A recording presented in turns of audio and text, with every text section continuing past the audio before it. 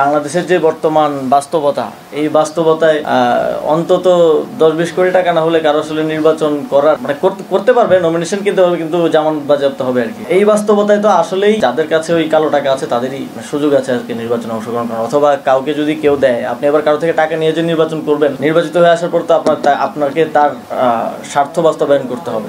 যেই পুলিশ কর্মকর্তারা, যেই ওসিডিসি তাকে স্যার বলে এখন সকাল বিকাল তটস্থ থাকছেন, তারাই তো তার নির্বাচনে দায়িত্ব পালন করবেন। গত 1.5 বছর বাংলাদেশ উপদেষ্টা পদে থাকবার কারণে হয়তো ওনার কাছে 10 কোটি আর 20 কোটির মধ্যে তেমন কোনো পার্থক্য নাই, কিন্তু একটা আরেকটা দ্বিগুণ। রাজনীতিতে এত প্যাঁচগোছ সাধারণ মানুষের পক্ষে বোঝা মুশকিল। গণমাধ্যম কর্মী হিসেবে আমরাও বিভ্রান্ত হয়ে যাই। যেমন আসিফ মাহমুদ বলছেন যে তিনি ঢাকা থেকে নির্বাচন করবেন। ঢাকার কোন আসন থেকে করবেন, কেন ঢাকা 10 আসন বিএনপি ফাঁকা রাখলো, কোনো কিছুরই তার উত্তর নেই। আসসালামু আলাইকুম ওয়া রাহমাতুল্লাহি ওয়া বারাকাতুহু। দেশ ও দেশের বাহিরে দূর দূরান্ত থেকে যারা এই মুহূর্তে ভিডিওটি প্লে করেছেন, ভিডিওটি দেখছেন, তাদেরকে অনুরোধ করব দয়া করে পুরো ভিডিওটি সম্পূর্ণ ধৈর্য সহকারে দেখবেন। খুবই গুরুত্বপূর্ণ এবং অত্যন্ত ইম্পর্টেন্ট ভিডিও নিয়ে উপস্থিত হয়েছি, হাজির হয়েছি আপনাদের মাঝে। সুপ্রিয় দর্শক শ্রোতা মণ্ডলী, বন্ধুগণ, সম্মানিত বন্ধুগণ, দর্শক শ্রোতা মণ্ডলী, ইতিমধ্যে আপনারা সকলেই কম বেশি অবগত রয়েছেন যে ঢাকা 10 আসনে নির্বাচনের লড়বেন উপদেষ্টা আসিফ মাহমুদ সজীব ভুঁইয়া। শোনা যাচ্ছে, গুঞ্জন উঠছে বিএনপির প্রার্থী হয়ে তিনি নির্বাচনে অংশগ্রহণ করবে, অর্থাৎ বিএনপিতে যোগ দেওয়ার একটা গুঞ্জন উঠেছে আসিফ মাহমুদ সজীব ভুঁইয়ার। এটা এখনও পর্যন্ত সঠিকভাবে স্পষ্ট করেনি তিনি যে তিনি বিএনপিতেই আসলে যোগ দিবেন কিনা, বিএনপির প্রার্থী হয়ে নির্বাচনে লড়বেন কিনা, সে বিষয়ে কোনো কিছু স্পষ্ট না করলেও ধারণা করা হচ্ছে অতি সত্বর অতি শীঘ্রই উপদেষ্টা পদ থেকে পদত্যাগ করার পরে বিএনপির প্রার্থী হয়ে নির্বাচনে অংশ নিতে পারে উপদেষ্টা আসিফ মাহমুদ সজীব ভুঁইয়া। এই ঘটনাটি রাজনৈতিক অঙ্গনে বেশ আলোড়ন সৃষ্টি করেছে। প্রিয় দর্শক শ্রোতা মণ্ডলী, তারই প্রেক্ষাপট থেকেই ব্যারিস্টার রুমিন ফারহানা কথা বলেছে বিষয়টি নিয়ে। ব্যারিস্টার রুমিন ফারহানা কঠিনভাবে ধুয়ে দিয়েছে রীতিমতো উপদেষ্টা আসিফ মাহমুদ সজীব ভুঁইয়াকে, এবং আসিফ মাহমুদ সজীব ভুঁইয়া নওগাঁর ধানের শীষের প্রার্থী হয়ে যদি নির্বাচনে অংশগ্রহণ করেন, বিএনপিতে যদি যোগ দেন, তাহলে বিএনপির জন্য বিষয়টি খুব একটা ভালো হবে না বলেও মনে করে রুমিন ফারহানা। ধানের শীষ প্রার্থী হওয়া এবং বিএনপিতে যোগদান দেওয়াকে কেন্দ্র করে আসিফ মাহমুদ সজীব ভুঁইয়াকে উদ্দেশ্য করে ব্যারিস্টার রুমিন ফারহানা কি বক্তব্য রাখলো, তার কথাগুলো আমরা শুনি, তারপরে কথা বলি। আশা করি সঙ্গে থাকবেন পুরো ভিডিওটি জুড়ে আপনারা আমাদের। যে আমরা গণতান্ত্রিক রূপান্তরের কথা বলি, সংসদে 300 জন যাবেন, তো 300 জনের মধ্যে একটা প্রশ্ন মনে করেছেন যে এখানে কয়জনের 20 কোটি টাকা আছে? 20 কোটি টাকা না থাকলে তো কেউ নির্বাচন করতে পারবে না। মানে বাংলাদেশের যে বর্তমান বাস্তবতা, এই বাস্তবতায় অন্তত 10-20 কোটি টাকা না হলে কারো আসলে নির্বাচন করার মানে করতে পারবে, নমিনেশন কিনতে পারবে, কিন্তু জামান বাজেয়াপ্ত হবে আর কি। তো এই বাস্তবতায় তো আসলেই যাদের কাছে ওই কালো টাকা আছে তাদেরই মানে সুযোগ আছে আজকে নির্বাচনে অংশগ্রহণ করার, অথবা কাউকে যদি কেউ দেয়, আপনি এবার কারো থেকে টাকা নিয়ে যে নির্বাচন করবেন, নির্বাচিত হয়ে আসার পর তো আপনাকে তার স্বার্থ বাস্তবায়ন করতে হবে। যদি আজকে কোনো ব্যবসায়ী থেকে বা যদি অন্য যে কারো থেকে আপনি টাকা নিয়ে ইলেকশন করেন, তাহলে তো আপনাকে, সেজন্য আমাদেরও বারবার চিন্তা করতে হয় যে ইলেকশন কি করবো নাকি করবো না, করলে কিভাবে করবো, মানুষ কি টাকা ছাড়া ভোট দিবে কিনা, বা যেই বিদ্যমান কাঠামো, এই কাঠামোতে ইলেকশন করা আমাদের জন্য আসলে কতটুকু বাস্তবসম্মত। তো জোরান মামদানির কথা অনেকে বলেন যে সম্ভব, কিন্তু এটা এক্সেপশনাল কেস তো 300 আসনে ঘটা সম্ভব না। এটা হয়তো এই ইলেকশনে দেখবেন 2-1 জনের জন্য ঘটে যাচ্ছে, কিন্তু 300 জনের জন্য তো আর ঘটবে না। বা এই এক্সেপশনাল কেস দিয়ে তো আপনি সংখ্যাগরিষ্ঠতা নিতে পারবেন না, সরকার গঠন করতে পারবেন না। যেই পুলিশ কর্মকর্তারা, যেই ওসিডিসি তাকে স্যার বলে এখন সকাল বিকাল তটস্থ থাকছেন, তারাই তো তার নির্বাচনে দায়িত্ব পালন করবেন। গত 1.5 বছর বাংলাদেশ উপদেষ্টা পদে থাকবার কারণে হয়তো ওনার কাছে 10 কোটি আর 20 কোটির মধ্যে তেমন কোনো পার্থক্য নাই, কিন্তু একটা আরেকটা দ্বিগুণ। বিএনপির নমিনেশন দেওয়ার পর বাংলাদেশে যেমন নির্বাচনে একটা জোয়ার এসছে, সেই সঙ্গে বিভিন্ন জায়গায় কিন্তু এই নমিনেশন নিয়ে এক ধরনের প্রতিবাদ চলছে। আজকে মাদারীপুর 3 আসনে দেখলাম ঝামেলা হচ্ছে, মারামারি হচ্ছে, কয়েকজন আহত হয়েছে। এই যখন অবস্থা, তখন আজকে ঢাকা 10 আসনে উপদেষ্টা আসিফ মাহমুদ আজকে সেখানে ভোটার হওয়ার জন্য আবেদন করেছেন, এবং তিনি বলেছেন যে তিনি ঢাকাতেই নির্বাচন করছেন। তবে কোন দল থেকে করবেন এখনও তিনি বলেনি, তিনি বলছেন স্বতন্ত্র থেকে তিনি করতে পারেন। তো মজার ব্যাপার হচ্ছে, বিএনপি ঢাকা 10 আসনে কোনো প্রার্থী দেয়নি, এবং আলোচনায় ছিল যে আসিফ মাহমুদের সাথে হয়তো একটা বিএনপি সমঝোতা হতে পারে। এই বিষয়টা আপনি কিভাবে দেখছেন? এখনো কিন্তু উপদেষ্টা পদে আছেন, এবং আর 3 মাস পরেই নির্বাচন। হ্যাঁ, তো এখনো উনি একটি অত্যন্ত গুরুত্বপূর্ণ মন্ত্রণালয়ের উপদেষ্টার দায়িত্বে আছেন। সো এই জায়গা থেকে নির্বাচনে অংশ নেয়া এবং শেষ মুহূর্ত পর্যন্ত উপদেষ্টা পরিষদে থাকা এবং যতদিন সম্ভব একেবারে লাস্ট মোমেন্ট পর্যন্ত উপদেষ্টা পরিষদে থাকা, সেটা তার আসন। তিনি ঢাকা 10 থেকে করবেন না কোথা থেকে করবেন জানি না, যেখান থেকে উনি নির্বাচন করুক না কেন, সেটা কি অন্য প্রার্থীদের জন্য একটা লেভেল প্লেইং ফিল্ড তৈরি করে? যেই পুলিশ কর্মকর্তারা, যেই ওসি ডিসি তাকে স্যার বলে এখন সকাল বিকাল তটস্থ থাকছেন, তারাই তো তার নির্বাচনে দায়িত্ব পালন করবেন। তারা কি নিরপেক্ষভাবে 2 মাস আগে যাকে স্যার ডাকা হতো তার দায়িত্ব পালনের ব্যাপারে তারা কতটুকু নিরপেক্ষতা বজায় রেখে পালন করতে পারবেন, সেটা একটা প্রশ্ন। 3 হচ্ছে, একটা অনুষ্ঠানে আমি দেখলাম আসিফ মাহমুদ সজীব ভুঁইয়া উনি বলছেন যে নির্বাচন করতে 10-20 কোটি টাকা খরচ হয়। আমি ঠিক জানি না উনি এই তথ্য কোথা থেকে পেয়েছেন।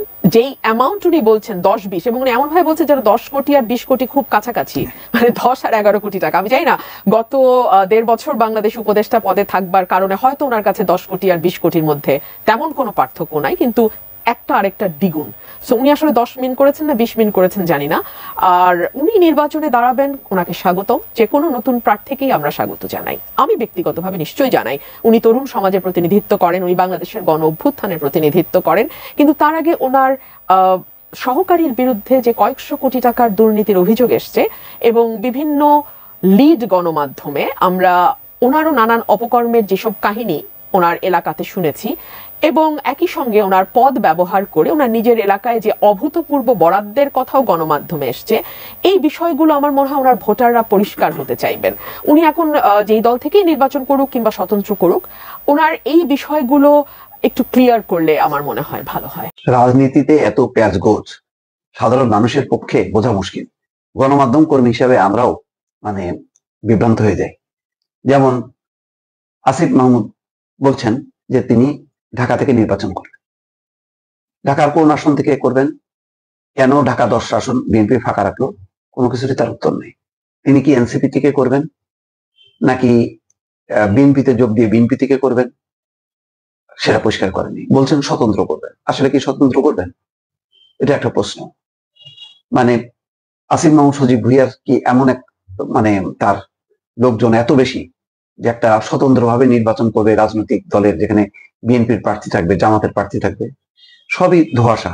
আসলে নিশ্চয়ই একটা রাজনৈতিক সিদ্ধান্ত আছে, কিন্তু যেহেতু উপদেষ্টা তিনি এখনো পদে আছেন, সেটা এখনো খোলাসা করছেন না। কিন্তু বিষয়টা হলো যে একদম শেষ মুহূর্তে খোলাসা করাটা ঠিক না। মানুষ এটাকে মনে করে এক ধরনের প্রতারণা, ভালোভাবে দেখে না। এখানে যদি সত্যি সিদ্ধান্ত নিয়ে থাকেন যে এনসিপি বিএনপি জোট হয়ে তিনি করবেন, তাহলে বলা উচিত। জামাতের সাথে যদি জোট হয়ে থাকে তাহলে সেটাও প্রকাশ করা উচিত। অথবা যেটাই করুক না কেন, যেহেতু তিনি বলেছেন যে নির্বাচন করবেন, তাহলে আর উপদেষ্টা পরিষদে থাকা উচিত না। উপদেষ্টা পরিষদের থেকে অনেক ঘটনা ঘটেছে এবং সবগুলি ভালো হয়নি। মুরাদনগর নিয়ে যে ধরনের পরিস্থিতি, সেখানে প্রতিষ্ঠিত নেতা, সেখানকার কায়কোবাদ এবং সেখানে তৎপরতাগুলো, চ্যালেঞ্জ জানানো, সব মিলায় ভালো হয়নি। এখন ঢাকা 10 আসন, ঢাকা 10টা তো বিএনপি ফাঁকা রাখছে। এমনি কি ফাঁকা রাখছে? এখানে বিএনপির লোকজন নাই, বিএনপির ভুরি ভুরি লোকজন, অন্তত 15-20 জন আছে বিএনপির নমিনেশনে নির্বাচন করতে চায়। তাহলে এই আসনটা ফাঁকা রাখলো কেন? নিশ্চয়ই কারণ আছে। আবার ঠিক সেই ঢাকা 10 আসনেই ভোটার হলেন তিনি এবং বলছেন যে তিনি ধানমন্ডিতে বসবাস করবেন এবং নির্বাচন করবেন। কিভাবে নির্বাচন করবেন সেটা তিনি বলেননি। বলছেন যে যেহেতু ঢাকা থেকে নির্বাচন করবে এটা মোটামুটি নিশ্চিত, সেই জায়গা থেকে নিজের ভোটটাও ঢাকায় নিয়ে আসা। তাহলে মুরাদনগর থেকে চলে আসলো, কায়কোবাদদেরকে জায়গাটা ছেড়ে দিয়ে চলে আসলো এখানে, ভোটটা যাতে অপচয় না হয়। আমি যদিও ভোটার হয়েছি আগে, কিন্তু ভোট দিতে পারিনি, সে সমস্ত কথা বাদ দিয়ে এখানে বলছেন যে এখন পর্যন্ত পরিকল্পনা স্বতন্ত্র নির্বাচন করার, তারপর দেখা যাক। এই যে এখানে একটা ফাঁক রয়ে গেল, যে এখন পর্যন্ত পরিকল্পনা স্বতন্ত্র করার, তারপর দেখা যাক। তার মানে এনসিপি বললে তাহলে সবাই বলবে যে তুমি তাহলে এনসিপি, তুমি তাহলে উপদেষ্টা পরিষদে আছো কেন? বিএনপির বললেও সমস্যা, স্বতন্ত্র বলে আচ্ছা ঠিক আছে, সে স্বতন্ত্র তো, সে তো কোনো না, সুতরাং উপদেষ্টা পরিষদে থাকতে পারে। এই যে উপদেষ্টা পরিষদের শেষ সময় পর্যন্ত থাকা, এই আকাঙ্ক্ষাটা ঠিক না। এমনি নভেম্বর মাসের আজকে কয় তারিখ, আর আছে ডিসেম্বরের ফার্স্ট উইকে যদি শিডিউল করে আর 20 দিন, তো 20 দিনের জন্য অপেক্ষা না করে এখনই তো পদত্যাগ করে পরিষ্কার ভাবে নির্বাচনের বিষয়টা পরিষ্কার করে মাঠে নামাটাই ভালো ছিল। এটা আমার মানে এটা একটা সরল অভিব্যক্তি, আমি যেভাবে দেখি। এখন ওনারা তো রাজনীতি আরো ভালো বোঝে, তারাই বুঝবে। সে নিজেতে যদি করে তার বিবেচনা একটা, আর যদি এনসিপি হয় তাহলে এনসিপির একটা বিবেচনা থাকা উচিত। যদি বিএনপি থেকে করতে চাই বা সমঝোতায় করতে চাই তাহলে সেটাও পরিষ্কার করা উচিত। বিএনপি যেসব আসনে এখনো প্রার্থী ঘোষণা করেনি সেগুলোর মধ্যে ঢাকা 10 আসন রয়েছে। বিষয়টি উল্লেখ করে একজন সাংবাদিক আসিফ মাহমুদের কাছে জানতে চান এটি তার জন্যই ফাঁকা রাখা হয়েছে কিনা বা বিএনপির সঙ্গে কোনো আলোচনা হয়েছে কিনা। আসিফ মাহমুদ বলছেন, আমার কারোর সঙ্গে কোনো ধরনের আলোচনা হয়নি। কোনো রাজনৈতিক দল কোন আসন ফাঁকা রাখলো কি রাখলো না সেটা আমার জানার বিষয় না। আমি আমার সিদ্ধান্ত ব্যক্তিগতভাবে এককভাবেই নেব। সরকার থেকে পদত্যাগ করার পর ধানমন্ডি এলাকায় তার থাকার পরিকল্পনা রয়েছে, সেই জায়গা থেকে এই এলাকায় ভোটার হচ্ছেন যাতে ভোটটা অপচয় না হয়। তারপর বলছে, নিশ্চিতভাবেই বলছি আমি নির্বাচন করব, কবে নাগাদ পদত্যাগ করব এটা আপনারা জানেন। সরকারের উচ্চ পর্যায়ে সিদ্ধান্তের উপর অনেক কিছু নির্ভর করছে, আলোচনা করে দ্রুতই আপনাদের সেটা জানাবো। আসলে এটাই করা উচিত। সরকারের সিদ্ধান্ত সরকার কেন বলবে? এটা তো নিজের রাজনৈতিক সিদ্ধান্তটা প্রকাশ করে সেই অনুযায়ী সিদ্ধান্ত নেওয়া উচিত। সব সরকারের উপর ছেড়ে দেওয়াটা তো মুশকিল। যাই হোক, একটা মানে ধোঁয়াশা রেখে আসিফ মাহমুদ ঢাকা থেকে নির্বাচন করবেন, ঢাকা 10-এর হয়তো তিনি ভোটার হয়েছেন, এখান থেকে নির্বাচন করবেন, কিন্তু এই রাজনৈতিক সিদ্ধান্তটা পরিষ্কার হওয়া উচিত। একজনকে নমিনেশন দিয়েছে, সে মঞ্চে উঠে জয় বাংলা বলা শুরু করছে। কে পেলো কে পেলো না, পিআর হবে, এনসিপি কোন পক্ষে, আওয়ামী লীগের লোক বিএনপিতে ঢুকে যাচ্ছে। এই সময়টাতে সারা দুনিয়া দেখুন, আমাদের এশিয়া বলেন, প্রত্যেকটা জাতির দেশের কতগুলো চরিত্র তৈরি হয়ে গেছে। এই দল এই কাজ করে, এই দেশ এমন, এই দেশের এই বন্ধু, মোটামুটি এই দেশের গণতন্ত্র এমন। কিন্তু আমরা একমাত্র দেশ গত সেই স্বাধীনতার পর থেকে আজ অবধি আমরা আমাদের কোনো চরিত্র তৈরি করতে পারিনি। আমরা কি গণতান্ত্রিক, সমাজতান্ত্রিক, ইসলামী শরিয়াকে আমরা প্রতিষ্ঠা করতে চাই? আমরা কি তালেবান হব, নাকি আমরা আমেরিকার মতো রাষ্ট্র হব, নাকি আমরা সিঙ্গাপুরের মতো হব?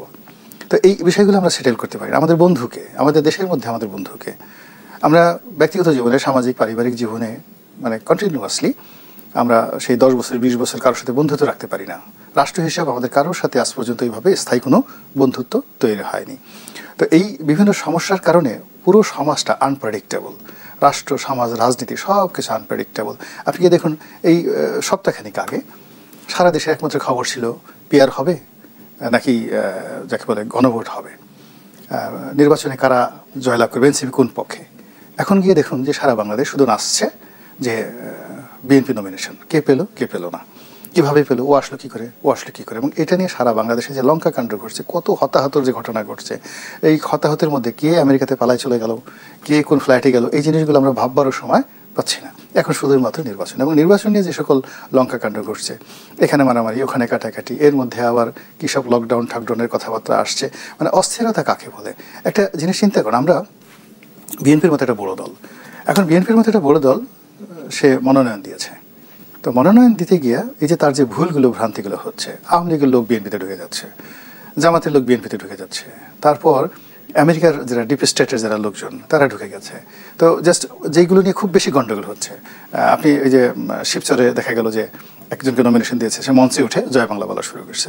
আর একজনকে নমিনেশন দিয়েছে বা এক নেতা, বিএনপি এক নেতা, সে সেই শেখ হাসিনাকে জিয়াউর রহমানের কী যেন বলে একটা বাজে কথা বলে, একদম টেরিবল অবস্থা, তার জান যায় যায় অবস্থা। মিরপুরের কথা চিন্তা করেন, মিরপুরে একদিকে ব্যারিস্টার আরমানকে নমিনেশন দেওয়া হয়েছে, তার এগেনস্টে তুলি নামক এক ভদ্রমহিলাকে নমিনেশন দেওয়া হয়েছে। তার হলো সে মায়ের ডাক নামক একটা সংগঠন চালিয়েছেন। তো ওখানে যারা সেই গত 50 বছর ধরে রাজনীতি প্রতিষ্ঠা করেছেন, ওখানে যে সমস্ত পরিবার বিএনপিকে এস্টাবলিশ করার জন্য, ঢাকার 6 থেকে 7টা গেটওয়ে মিরপুর, সাথে একটা ক্যান্টনমেন্ট, এবং ঢাকার যেই কয়টা মানে সিট আছে সবচেয়ে গুরুত্বপূর্ণ সিট, তার মধ্যে মিরপুর, ধানমন্ডি, এই দুটো সিট মানে ধরেন সবচেয়ে গুরুত্বপূর্ণ।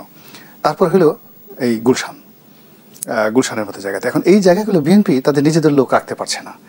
ধানমন্ডি তাদেরকে সেই আসিফ মাহমুদ, সজীব ভুঁইয়াকে দিতেই হবে, তাছাড়া তাদের আর কোনোই নাই। তাহলে এই যে ব্যারিস্টার রশিদের মতো লোক যে আজীবন কাজ করে গেল, কী লাভ হবে? ওখানে এসে খালেক পরিবার আজকে 50 বছর ধরে জেল জুলুম হুলিয়া করে তাদের জীবন সব শেষ করে দিচ্ছে, সেখানে সেই তুলি ম্যাডামকে দিতে হবে। ভালো কথা, তো তুলি ম্যাডাম যদি দেন তাহলে রেজওয়ানা কি দোষ করেছে? এরা তো একই লাইনে। অধিকার আদিলুর রহমান সাহেব, তারও তো একটা নমিনেশন পাওয়ার অধিকার আছে। আর বাবা, এরা তো সবাই মূলত যাকে বলা হয় ইড়ার সৃষ্টি, সেই পিটারি হাসের সৃষ্টি। এই ধানমন্ডি যে আসনটা সেটি খুবই কৌশলগত একটি আসন, তার অবস্থান এবং ধরেন ঢাকার প্রাণকেন্দ্র, ঢাকা বিশ্ববিদ্যালয় সহ অনেক কিছু সেখানে আপনার দলের একজন প্রার্থীর পোস্টার আমরা অনেকদিন থেকে দেখছি। আপনার দলের তিনি যুগ্ম সাধারণ সম্পাদক, যে পদে আপনিও আগে ছিলেন, সাধারণ সম্পাদক হওয়ার আগে। ফলে ধরেন আসিফ সাহেব যদি স্বতন্ত্র থেকে না করে কোনো কারণে এবি পার্টি থেকে মনোনয়ন চান, যেহেতু আপনারাও জুলাই গণঅভ্যুত্থানে একসঙ্গে ছিলেন, বুদ্ধি পরামর্শ রাজপথ, অথবা উনি ধরেন স্বতন্ত্র থেকেই করলেন, বিএনপি বিদ্রোহী প্রার্থী দেয়, অথবা বিএনপি ধানের শীষ উনি বিএনপিতে যায়, তাহলে পুরো আসনের সমীকরণটা কি অনেক বেশি অস্পষ্ট হয়ে গেল? এবং আপনার কি পূর্বাভাস, আসিফ সাহেব আসলে কোন দল থেকে নির্বাচন করতে পারেন বলে আপনার রাজনৈতিক পূর্বাভাস? ধন্যবাদ। আসিফ প্রয়োজন একটা দল করেই ফেলতে পারে, কারণ সে নির্বাচন করবে বলেছে। নিবন্ধন চাইবে প্রয়োজনে, যেভাবে শাপলার জন্য তারা দাবি করেছে না, ওটা তো তাদের ইন্ডেক্সে, নির্বাচন কমিশনের ইন্ডেক্সে ছিল না, চাইতে পারে, বটম করবে। এখন বটম লাইন হচ্ছে নাগরিক হিসেবে সে তো নির্বাচন করতে পারে। মোটা দাগে যেই প্রশ্নটা সবার ব্যাপারে আসবে সেটা হচ্ছে অন্তর্বর্তীকালীন সরকারের দায়িত্ব পালন করে, এইরকম প্রায় শেষ অবধি দায়িত্ব পালন করে নির্বাচন করাটা কনফ্লিক্ট অফ ইন্টারেস্টের মধ্যে পড়ে কিনা। এখন প্রশ্ন হচ্ছে যে এই প্রশ্নটা শুধুমাত্র আসিফ, নাহিদ, মাহফুজের ব্যাপারে কেন করা হচ্ছে? এই প্রশ্নটা আপনারা অ্যাটর্নি জেনারেলের ব্যাপারে কেন করছেন না? যে অ্যাটর্নি জেনারেল একবার বলছেন উনি পদত্যাগ করে নির্বাচন করবেন, আরেকবার বলছেন যে কোনো বাধা নাই। টেকনিক্যালি হয়তো নাই, উনি প্রজাতন্ত্রের কর্মচারীর ডেফিনেশনে হয়তো পড়েন না, কিন্তু হ্যাঁ, প্রজাতন্ত্রের কর্মচারীর ডেফিনেশনে পড়েন না। উনি যেহেতু বেতন ভাতা পান না, রিটেইনারশিপ আছে অ্যাজ এ লয়ার, এনলিস্টেড সরকারের প্রধানতম লয়ার, সেই হিসাবে মানে উনি নির্বাচন করতে পারবেন। কিন্তু প্রশ্ন হচ্ছে যে একই রকম তো ওদের জন্য অন্তর্বর্তীকালীন সরকারের উপদেষ্টা থাকলে কোথাও বলে দেয়া নাই তিনি নির্বাচন করতে পারবেন না। এখন কনফ্লিক্ট অফ ইন্টারেস্টের ওই জায়গাটা কেন আলোচনা আসতেছে না? কেন স্টুডেন্ট অ্যাডভাইজার যারা আছে, ছাত্র প্রতিনিধিরা আসছে, এদেরকে কেন বেশি লাইমলাইটে রাখা হচ্ছে? তো সেই জায়গাতে আমার কাছে মনে হচ্ছে যে তাদেরকে ডিফেম করবার একটা বয়ান বিভিন্ন রাজনৈতিক দল এবং গণমাধ্যমে করবার চেষ্টা করা হচ্ছে। বটম লাইন দেখা দরকার, সেটা হচ্ছে দেখবেন একটা কথা আসছে যে প্রচুর টাকা সে বরাদ্দ নিয়েছে, 2400 কোটি টাকা, 400 কোটি টাকা, এরকম কথা আসছে, অথচ ওই বরাদ্দের ফাইলটা পর্যন্ত একনেকে ওঠে নাই। এখন ধরেন আপনি এই মাসেই তো সর্বশেষ একনেক হবে, একনেকের মিটিং হওয়ার কথা, তো এই মাসেও যদি আসিফের ফাইলটা পাস হয়, আমরা যারা সরকারের কাজের গতি সম্পর্কে জানি, এক বছরের আগে এই ফাইল বিল্ডিং এর বাইরেই আসবে না। এটা যে দপ্তর টু দপ্তর যে ঘুরতে হবে বিভিন্ন মিনিস্ট্রি, তাহলে এটার বেনিফিট কি আসলে নিতে পারবে? নিতে পারবে না তো। ও কুমিল্লাতে গিয়ে কি বলবে যে আমি তোমাদের জন্য 2500 কোটি টাকার কাজ আনছি? কোথায় বলবে এটা? কোনো দৃশ্যমান কোনো অ্যাক্টিভিটিস তো আসবে না। সরকার বিএনপিতে আসলে এই ক্রেডিট তো বিএনপি তাকে দেবে না। তাহলে প্রশ্ন হচ্ছে, যেটা দেখা দরকার একটা হচ্ছে কনফ্লিক্ট অফ ইন্টারেস্টের জায়গা, যেটা শুরুতে অ্যাড্রেস করা দরকার ছিল অন্তর্বর্তীকালীন সরকারের পক্ষ থেকে, প্রফেসর ইউনূসের পক্ষ থেকে, যে তোমরা ছাত্র প্রতিনিধিরা যারা আসবে তোমরা ফিউচারের পলিটিক্স করবা কিনা, এই জায়গাটা খোলামেলা কথা বলার দরকার ছিল তখন। যেহেতু এই পর্যায়ে চলে আসছে, এখন দেখা দরকার নির্বাচন কমিশনের বিধিমালা মোতাবেক যে এইটা খুব মোটা দাগে কাউকে এক্সট্রা বেনিফিট দিচ্ছে কিনা, যে জায়গাটাকে আমরা বলছি লেভেল প্লেইং ফিল্ড, যে সে এমন একটা মানে পজিশন অফ পাওয়ার থেকে নির্বাচনে আসছে কিনা যেটা তাকে একটা অ্যাডেড বেনিফিট দেবে অন্যদের থেকে। আমি সেটা বোধ করি না। বিএনপি এত বড় দল, এইরকম 10 জন অ্যাডভাইজার আইসা একটা সিটে ক্যাম্পেইন করলেও বিএনপির দলের কাছে এরা উড়ে চলে যাবে। তো সেই জায়গাতে আমি বোধ করছি না যে এটা কোনো রকমের মানে নির্বাচনী বিধিমালা লঙ্ঘন করে তাকে এক্সট্রা কোনো ভ্যালু দেবে এখানে। টাকার কথাটা যেটা আসিফ বলেছে, এটা তো একটা ফ্যাক্ট আকারে বলেছে যে প্রচুর টাকা লাগে এখানে নির্বাচন করতে, এবং সাইফকে যেটা এলাকাবাসীরা বলছে, আমাদেরকে এই কথা আমরা প্রচুর শুনতেছি। এটার বিকল্পটা চ্যালেঞ্জ আকারে নেয়াই তো গণ অভ্যুত্থান তো এমন একটা বাস্তবতা ছিল যে পুরো জাতি ধরে নিয়েছিল যে হাসিনার মতো এই দজ্জাল ফেরাউনের মৃত্যু হবে না 2041-এর আগে, ও মরবেও না। ও যদি মরেও ওকে আওয়ামী লীগ গণভবনে, বঙ্গভবনে মমি করে রাখবে, বসায় রাখবে। সেই হাসিনা তো দেশ থেকে পালায় চলে গেছে। তো নির্বাচনের এই চ্যালেঞ্জটা আছে, কিন্তু আমার নিজের এলাকার ক্যাম্পেইনের এক্সপিরিয়েন্সে আমি দেখতে পাচ্ছি, যেমন আমি বড় মিটিং করি না, আমি শো ডাউন করি না, আমি মোটর বাইকে 4-5টা মোটরসাইকেল আশেপাশে থাকে, কারণ আমার নিজের মোটরসাইকেল উঠতে হয় মাঝে মধ্যে রাস্তার বাস্তবতার কারণে। আমি ভ্যানে চড়ি, আমি টেম্পুতে চড়ি। আপনি গাড়ি ব্যবহার করবেন না, আপনি খরচ কমায় ফেলেন। মানে আমাদেরকেও এই চ্যালেঞ্জটা নিতে হবে, যেটা একটা বড় দল টাকা দিয়ে নেয়, সেটা আমাকে প্রত্যেক দিন 5 থেকে 7 কিলোমিটার হেঁটে করতে হইতেছে, অথবা অ্যাটিটিউড দিয়ে করতে হবে, ব্যবহার দিয়ে করতে হবে। এটার একটা লম্বা ফাইট আছে, কিন্তু আমাদের সবাইকে এই ফাইটটা করতে হবে। একটা বিষয় আপনি বলছিলেন যে ধরেন এই মানে ছাত্র উপদেষ্টা বলেই তাকে নিয়ে আলোচনা হচ্ছে কিনা আসিফ মাহমুদের কথা, বা এটা অন্য কোনো রাজনৈতিক গোষ্ঠী বা মিডিয়া ইন্টেনশনালি করছে কিনা। ধরেন অন্য একজন উপদেষ্টা আসিফ নজরুল সাহেব অথবা তৌহিদ হোসেন অথবা ধরেন ডক্টর সালেউদ্দিন আহমেদ যারা একটু প্রো বিএনপি বলবে, তারা কেউ যদি নির্বাচনের ঘোষণা দিত তাহলে সেটি নিয়েও কি আমরা আলোচনা করতাম না? না, করবেন। প্রশ্ন হচ্ছে যে তারা নির্বাচনের মধ্য দিয়ে আসা হচ্ছে একটা সুবিধার জায়গা দেখেন। ওই সুবিধা কি অন্য কেউ নিচ্ছে না? কোনো উপদেষ্টা কি বিদেশে পার্মানেন্ট একটা পজিশন, অ্যাম্বাসেডারশিপ ইকুইভ্যালেন্ট পজিশনের জন্য ট্রাই করতেছে না, লবি করছে না? তাহলে সে কিন্তু একটা সুবিধা নিচ্ছে। কোনো উপদেষ্টা কি দেশে বিদেশ থেকে তার পজিশনকে ব্যবহার করে তার এনজিওর জন্য ফান্ড কালেকশনের চেষ্টা করছে না? সেটাও তো করছে। প্রফেসর ইউনূসের সমালোচনা বিভিন্ন ফোরাম থেকে করেছে না? মামলাগুলো উজ্জ্ব করে ফেলেছে, ট্যাক্স রেয়াতের ব্যাপারটা সে পেয়ে গেছে, আইনগতভাবে পেয়েছে, আইনের মধ্যে পেয়েছে। তাহলে প্রশ্ন হচ্ছে যে এগুলোও তো আপনি আলোচনাতে আনতে হবে। কিন্তু প্রশ্ন হচ্ছে আসিফকে কন্টিনিউ যে ব্যাশিং করা হচ্ছে, ও ওয়েস্টিনে গিয়ে না নীলা মার্কেটে কোথায় হাঁসের গোস্ত খাচ্ছে, মানে ইটস টু মাচ। মানে একটা ছেলে, আপনি এলজিআরডি মিনিস্ট্রি নিয়ে কটা আমি কথা শুনেছি যে তার ওয়ার্ক পারফরমেন্স কেমন, এর আগের এলজিআরডি মিনিস্টাররা কি পারফর্ম করেছে, সে কি ডেলিভার করেছে।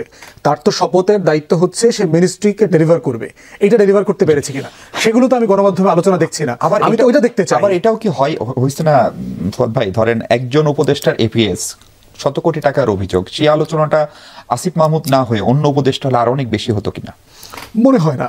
আর উপদেষ্টা এই আলোচনাটা যে আমরা এক প্রকার করলামই না, ধরেন এটা ধরনের ঘটনা আপনারা আরো জানবেন ফিউচারে। প্রশ্ন হচ্ছে যে বড় বড় দলের নেতারা উপদেষ্টা না হয়ে কি হাজার হাজার কোটি টাকা ডিল করতেছে না? আমরা জানি না সচিবালয়ে কারা বড় বড় কন্ট্রাক্ট পাচ্ছে, আওয়ামী লীগের লাইসেন্সে কারা বিগ মানে টেন্ডারবাজি করে বেড়াচ্ছে, এগুলো খোঁজখবর আমরা জানি না? মাস্তানি করে লোকরে হুমকি দিয়ে টেন্ডার উঠায় নিয়ে আসতেছে, রিটেন্ডার করাচ্ছে, এগুলো আমরা জানি না? জানি তো এগুলো। কিন্তু প্রশ্ন হচ্ছে দোষটা কেন আসিফকে শুধু ফোকাস করা হচ্ছে? আপনি যদি টেন্ডার ইস্যু নিয়ে শুধু কথা বলেন, ডেভেলপমেন্ট ইস্যু নিয়ে কথা বলেন, সবটা নিয়ে কথা বলেন। কম সময় বাকি আছে, সেই অন্তর্বর্তী সরকারের একজন উপদেষ্টা এখন তিনি ঘোষণা দিয়েছেন যে তিনি ইলেকশন করবেন এবং এখনো তিনি সরকারে আছেন। এতে করে কি সরকারের নিরপেক্ষতা প্রশ্নবিদ্ধ হয়? আপনার কি মনে হয়? দেখুন, আপনার উপদেষ্টা পরিষদ থেকে পরিষ্কারভাবে বলা হয়েছিল যে সমস্ত উপদেষ্টারা শুধুমাত্র যে জনাব আসিফ সজীব ভুঁইয়া বা মাহফুজ আলম ওনারা দুজনেই নির্বাচন করবেন, বিষয়টা এরকম নয়। উপদেষ্টাদের মধ্যে আরও কেউ আগ্রহ প্রকাশ করতে পারে, নির্বাচন করার আগ্রহ যে কারোরই থাকতে পারে। সেক্ষেত্রে কন্ডিশনটা হচ্ছে তারা সরকার থেকে বেরিয়ে যেতে হবে। কতদিন আগে বেরিয়ে যেতে হবে সেটির খুব স্বাভাবিক। যদি আপনি একদম আইনি কেতাবি জায়গায় থাকেন, আইনের মধ্যে থাকেন, তাহলে নির্বাচনের সময়টা তো আমরা আরো 16 বছর থেকে নির্বাচনের সময়, নির্বাচন মানুষ চাচ্ছে সেটা নির্বাচনের সময়, কিন্তু এর তো একটা আইনি ভিত্তি আছে। আইনি ভিত্তি পরিষ্কার যে নির্বাচনের তফসিল ঘোষণা থেকে শুরু করে নির্বাচনের ফলাফলের যে গেজেট, আনুষ্ঠানিক গেজেট, সেটা প্রকাশ পর্যন্ত সময়কে নির্বাচনের সময় বলা হয়। তো সেই সময়ের আগে তাদেরকে, যারা নির্বাচন করতে চান তাদেরকে অবশ্যই উপদেষ্টা পরিষদ থেকে সরে যেতে হবে। এর মধ্য দিয়েই সরকার তার নিরপেক্ষতা নিশ্চিত করবে। সুতরাং এইটা প্রত্যাশা অনেক রকম হতে পারে বা বলার জন্য অনেক কিছুই বলা যেতে পারে, সেটা হচ্ছে কথার কথা। আমি মনে করি বাস্তবতা হচ্ছে সরকার আইনের ভিত্তিতে চলবে। আইনে যেটা বলা আছে, আইনের সময়ের আগে সরকারের সিদ্ধান্ত তো পরিষ্কার। এর আগে কোনো অন্তর্বর্তী সরকার থেকে কি এ ধরনের নির্বাচন করার ঘটনা ঘটেছে বাংলাদেশের ইতিহাসে আপনার জানা মতে? এর আগে কি এ ধরনের কোনো অন্তর্বর্তী সরকার বাংলাদেশে ছিল আপনার জানা মতে? আমি জানি না। সো সেটা একটা ভিন্ন প্রশ্ন। এর আগে কোনো অন্তর্বর্তীকালীন সরকার এরকম ছিল কিনা আমার জানাই নেই। সো এরকম আপনি বলেছেন যে তফসিল ঘোষণার আগে যদি বা তফসিল ঘোষণার সময় যদি উনি দায়িত্বে না থাকেন, তাহলে আপনি এর মধ্যে কোনো কনফ্লিক্ট অফ ইন্টারেস্ট, আইনগতভাবে কোনো সমস্যা আপনি দেখছেন না? ইভেন আপনার এই যে উনি যেই পদে আছেন, মানে আমি যদি খুব আইনের দিক দেখি, এই পদে থেকে ইলেকশন করাতে তো আইনি কোনো ব্যত্যয় নাই, আইনের কোনো বাধা নাই। সরকার তার নিরপেক্ষতা নিশ্চিতের স্বার্থে বলছে যে নির্বাচনে যারা অংশ নিতে চান তারা নির্বাচনের সময় সরকারে থাকতে পারবেন না, এটা তো পরিষ্কার। সো এখানে নিরপেক্ষতা নিয়ে কি প্রশ্ন আসতে পারে? বা ভাই যেটা বলছেন যে প্রফেসর ইউনূসের উচিত হবে পদত্যাগ করা নির্বাচনকালীন সরকারের কাছে, এটা যদি রাজনৈতিক দলগুলি যদি বসে সিদ্ধান্ত নেয়, আমার মনে হয় প্রফেসর ইউনূস আপত্তি করবেন না। দলগুলি যদি সিদ্ধান্ত নেন ওনার অধীনে, সেটা আমি জানি না উনি করতে চেয়েছেন কিনা, এটা আমার অফিসিয়ালি এই ধরনের কোনো জিনিস আমার জানা নেই। সুতরাং রাজনৈতিক দলগুলি যদি সবাই মিলে এই বিষয়ে সিদ্ধান্ত হয় যে প্রফেসর ইউনূসের অধীনে নির্বাচন চলে যাবেন, আসলে দেখি। জি, জনাব মাহমুদুর রহমান মান্না, এই প্রসঙ্গে আপনি কি মনে করেন যে উপদেষ্টা নির্বাচন করবেন তাতে করে সরকারের নিরপেক্ষতা প্রশ্নবিদ্ধ হতে পারে? মানে এই যে প্রশ্নটা করছেন না, সেটাই অবাক লাগছে আমার কাছে। উনি কোনোভাবেই নিরপেক্ষ হতে পারেন না যদি উনি নির্বাচন করেন। প্রথম কথা হচ্ছে ভদ্রলোকের কোনো পার্টি আছে নাই, উনি একটা পার্টি চুজ করবেন, সেটাতে যাবেন। উনি তো বলেছেন উনি স্বতন্ত্র হিসেবে দাঁড়াবেন। জি, স্বতন্ত্র হিসেবে দাঁড়াবেন উনি বলেছেন। উনি হয়তো বলছে, কিন্তু পত্রপত্রিকাতে মেলা কথা লেখা হচ্ছে, কার কার সাথে কথা বলছে, কি কি নেগোসিয়েট করছে, এগুলো কথাবার্তা শোনা যাচ্ছে না। যদি দেখা যায় যে শেষ পর্যন্ত কোনো পার্টির পক্ষ থেকে দাঁড়ালেন, তখন তার জবাব কে দেবে? উনি বলবে যে না, আমি স্বতন্ত্র হওয়ার চিন্তা দেখলাম যে এটা দাঁড়ানো ভালো হয়েছে। মোট কথা হচ্ছে, ধরেন উনি যদি উপদেষ্টা না হতেন, ওনাকে এই নির্বাচন করবার সুযোগ উনি পেতেন, উনি দাঁড়াবার সাহস করতেন? ঘোষণা দিতে পারতেন যে আমি নির্বাচনে দাঁড়াবো, তাকে কেউ বলতো যে আপনি নির্বাচনে দাঁড়ান, আমরা আপনাকে নমিনেশন দেবো, কিচ্ছু হতো না। He would be an unknown person. কোনো নির্বাচনের ব্যাপার না, একজন সাধারণ মানুষ যেরকম স্বতন্ত্র দাঁড়ায়নি সেরকম দাঁড়াতেন। তার মানে এই যে পাওয়ারটা, এটা পুরাটা ওয়েট দিয়েছে তাকে এই ইলেকশনে দাঁড়াবার জন্য। সেটাই তো বেসিস অফ পাওয়ার। এটার জন্য ধরে কনস্টিটিউশনে লেখা আছে কি নাই সেটা তো অন্য আলোচনা, কিন্তু উপদেষ্টা হওয়ার জন্য নাকি জুলাই আন্দোলনের একজন খুব গুরুত্বপূর্ণ একটা অংশ হওয়ার জন্য, জুলাই আন্দোলনে এরকম আরো গুরুত্বপূর্ণ লোক তো আছে, সেরকম কাউকে কি পাচ্ছেন? তাকে নিয়ে কি এত কথা হচ্ছে না? It is power. এবং কোন পাওয়ারে আছেন? সবচাইতে ইম্পর্টেন্ট মিনিস্ট্রি যেটা লোকাল গভর্নমেন্ট দেখে, সারা বাংলাদেশের গ্রামান্তরে যদি যেতে পারেন, কাজকর্ম দিতে পারেন, রাস্তাঘাট বানাতে পারেন, রিলিফ দিতে পারেন, বিভিন্ন রকম সাহায্য সহযোগিতা দিতে পারেন, তো ওটা ইউজ করে এমনি পারা যায়। এটা খুবই স্পষ্ট।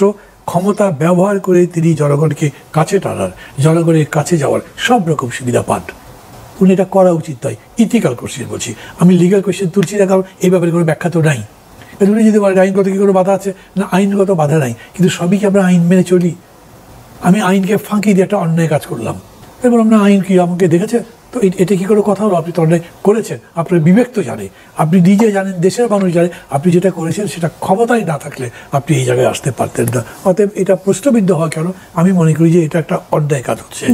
আর বিএনপি যে সেই আসন ফাঁকা রেখেছে, বিএনপি যদি এখন সত্যি তার জন্য আসন ফাঁকা রেখে থাকে, তাহলে এথিক্যাল দিক থেকে বিএনপির অবস্থান কেমন বলে? বিএনপি এই ধরনের অন্যায় প্রশ্রয় দিচ্ছে তার মানে নিশ্চয়ই, মানে বিএনপি তার জন্যই ফাঁকা রেখেছে, আপনি তো বলতে পারবেন না এখন। আমি যেহেতু প্রশ্ন করেছি, কিন্তু আমি আজকে খবরে দেখছিলাম যে ব্যারিস্টার অসীম, যিনি ওখান থেকে ইলেকশন করার জন্য হয়তো চাচ্ছিলেন বা একজন মানে তিনি আশা করছিলেন যে তিনি হয়তো নমিনেশন পেতে পারেন, সেখানে তিনি বলেছেন অলরেডি যে উড়ে এসে জুড়ে বসা বা ক্ষমতার এইভাবে দম্ভ দেখিয়ে কেউ এসে এখানে ইলেকশন করবেন সেটা ওনারা মেনে নেবেন না ওখানকার জনগণ। বোঝা যাচ্ছে যে এখন পর্যন্ত তার দিকেই এক ধরনের, আমি যতদূর জানি ব্যারিস্টার অসীমকে সিগন্যাল দেওয়া হয়েছে ওইখানে কাজ করতে। এই অনুযায়ী উনি ব্যানার পোস্টার এসব লাগিয়েছেন, ক্যাম্পেইনে নেমেছেন। কিন্তু এই ধরনের দলগুলোর ভিতরে দলেরও তো নিয়ম আছে যে দল যে সিদ্ধান্ত দেবে, কোনো একজন নেতা বা যে স্তরেরই হোক তিনি সেই দলের সিদ্ধান্ত মানবেন। উনি অ্যাগ্রিভড হতে পারেন, সেই তার গ্রিভান্সেসটা উনি বলেছেন, সেটা বলতেও পারেন উনি, তার মধ্যে কোনো অসুবিধা নেই। কিন্তু যে দল এটা করলো সেই দল তো এই প্রশ্নের সামনে পড়বে যে কথা আমরা এখানে আলোচনা করেছি, এই প্রশ্ন আমরা তুলছি, এই দলকে সেই জবাব দিতে হবে না।